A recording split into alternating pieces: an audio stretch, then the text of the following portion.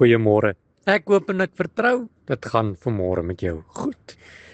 In Job 1:22 leer ek 'n dierles. Dit het swaar gegaan met Job. Job het baie probleme gehad, baie krisisse. Hy het baie teleurstellings gehad en toetste en goed wat sy kant toe gekom het.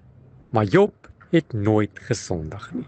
Job 1:22 sê, in dit alles, met ander woorde, in dit wat Job ervaar het, en in sy lewe en in sy probleme, het Job nie gesondig nie. En God niks ongeryms toe geskryf nie.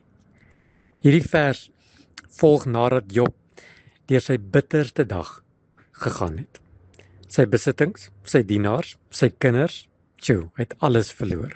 Sy pyn was werklik, sy pyn was diep. Tog kies hy om nie God daarvoor te beskuldig nie. Jy sien, ware geloof word nie getoets wanneer alles met ons goed gaan nie.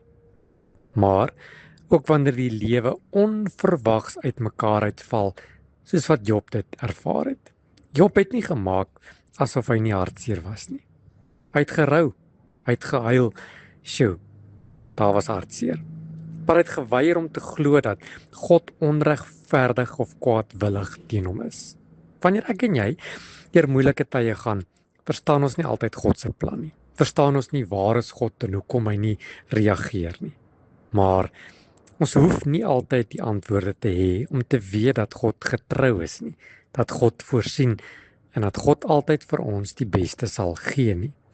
Wat ek hieruit leer, is dat ek en jy nooit God die skuld moet gee nie. Dat God onregverdig is, of dat God kwaad is, of dat God kwaadwillig teen ons optree nie. Nee, God bly 'n goeie God. Vanmôre moet ek en jy die keuse maak om te sê, ten spyte van ons probleme, ten spyte van dit wat ons op die oomblik beleef en ervaar, gaan ons nie sondig nie. En ons gaan niks aan God toesnou wat nie aan hom toe kom nie. God bly goed, hy bly getrou, en aan sy goedheid is daar geen einde nie. Here, ons verstaan nie altyd waartoe ons gaan nie. Ons verstaan nie hoekom nie. Ons verstaan nie hoekom nie opdaag nie. Maar bewaar my hart dat ek nie bitter word nie en dat ek U altyd eerste in my lewe sal stel. Amen.